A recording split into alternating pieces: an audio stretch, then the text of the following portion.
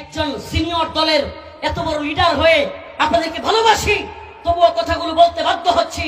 আজকে শাহবাগ প্রেমী ওই নাস্তিকদের পক্ষ অবলম্বনকারী এই কুখ্যাত ফরিদউদ্দিন মাসউদের পক্ষ নেন।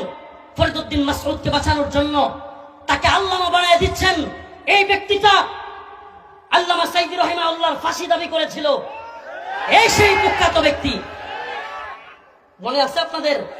শাহবাগে গিয়া আল্লামা সাইদি রাহিমাহুল্লাহ যেই মানুষটা মাজলুম তার বিরুদ্ধে ফাঁসির দাবি করা, ফরিদউদ্দিন মাসউদের পক্ষ নেন।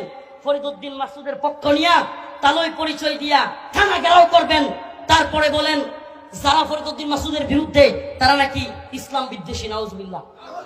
আরে ফরিদউদ্দিন মাসউদ নিজেই তো ইসলাম বিদ্বেষী।